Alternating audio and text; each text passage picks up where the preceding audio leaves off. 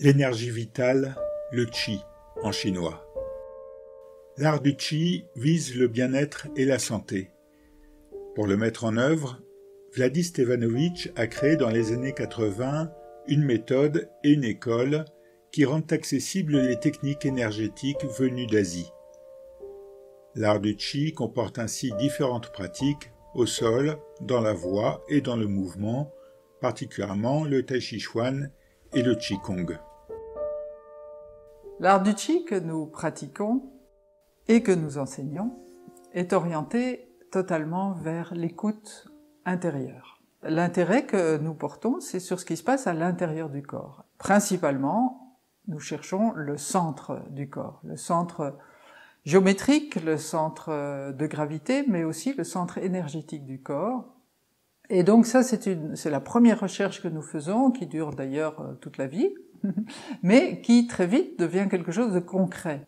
On utilise on appelle ça une boule, nous, pour que ça reste très neutre, une boule à l'intérieur du ventre, qui devient le point d'appui de tout notre travail. Donc les mouvements que nous exécutons se font à partir du centre, les sons que nous émettons se font à partir du centre, c'est la condition pour que notre travail soit imprégné de Qi. Tous les arts comprennent une technique à maîtriser. Dans l'art du Qi, on a des formes de Tai Chi Chuan et de Qigong qu'on va apprendre.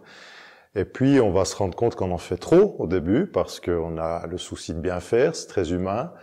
Et puis, peut-être qu'on fonctionne dans le contrôle aussi un peu. Et notre travail va consister à enlever toutes ces couches superflues pour que finalement, le Qi, l'énergie vitale, la vie s'exprime à travers notre posture, à travers notre corps, de façon la plus libre possible. Et tout ce qu'on a à faire finalement, c'est de s'effacer après avoir rodé la forme, appris les techniques, mais de s'effacer le plus possible pour que la vie puisse s'exprimer à travers nous. C'est ça notre voie, c'est ça l'art du Qi, notre pratique du Tai Chi Chuan.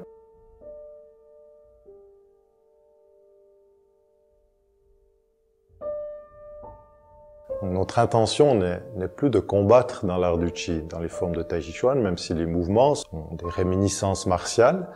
Mais pour atteindre ce niveau de présence et d'osmose avec le vivant, avec la nature qui nous entoure, l'engagement est le même que celui du combat. Comme le samouraï qui, s'il veut survivre, doit avoir le geste juste, instantanément, sans penser, c'est l'action de la vie directement, eh bien, nous, pour vibrer, entrer en résonance avec l'espace, il nous est demandé ce même état d'éveil. Donc, en quelque sorte, c'est aussi la voie du combattant, la voie du samouraï, même si notre intention n'est plus de combattre, mais de fusionner avec la vie. Ce qui m'a plu dans l'art du Qi, ce que j'ai découvert, ce qui m'a touché directement, c'est cette découverte d'un art millénaire, un art qui avait traversé les âges. En musique, c'est la même chose.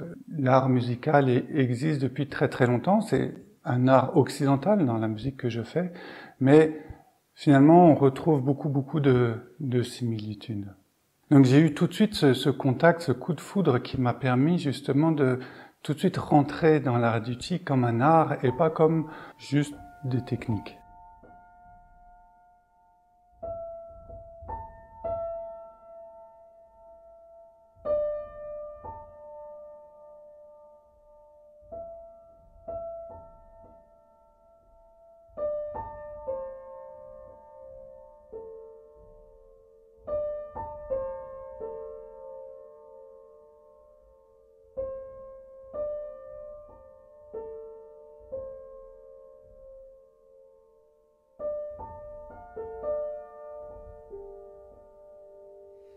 Il y a quelques années, nous avons dû trouver un nouveau lieu pour le centre international de notre école. Nous avons aussi eu l'envie d'intégrer notre travail, le travail de l'art du Qi, la présence des gens qui viennent travailler avec nous, etc., dans quelque chose de concret. Dans ce lieu, les habitants de ce lieu sont tous justement engagés dans cet esprit de travail concret en relation avec la terre, en relation avec le lieu même en relation avec la vallée, avec ce qui s'y passe. Ça a été une volonté dès le départ.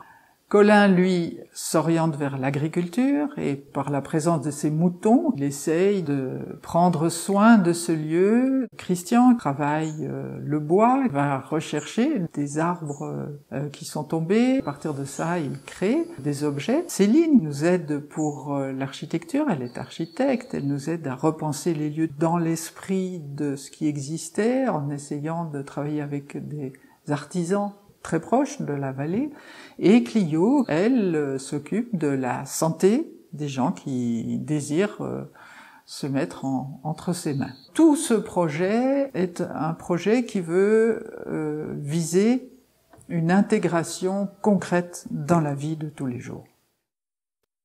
Dans le Taikichuan, dans le mouvement, il y a cette recherche de l'ancrage, de ce contact avec la terre. Il y a aussi la recherche respiratoire, celle qui dégage cette douceur que l'on peut sentir quand quelqu'un pratique le Taikichuan. C'est aussi celle que l'on peut voir ici, à Aubar. Il y a la force de la montagne, mais il y a aussi la douceur du sud de la France. Il y a cette expression de la nature que l'on peut tout à fait retrouver dans le Tai Chi et dans l'art du Chi.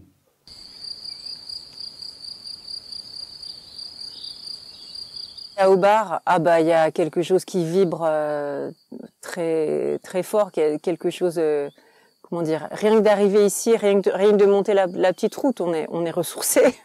Et puis il y a aussi l'ambiance générale avec ces paysages, ces montagnes qui sont aussi comme les personnes qu'on retrouve en fait. Le côté rencontre qui est fort. Les moments qu'on passe ici en stage, c'est du temps, c'est un vrai cadeau qu'on se fait, c'est du vrai temps qu'on s'accorde. C'est assez rare aujourd'hui, c'est même assez précieux, dans un environnement qui est quand même aussi extrêmement riche de beauté, de bienveillance, avec des gens aussi très bienveillants. Je me suis fait ce cadeau.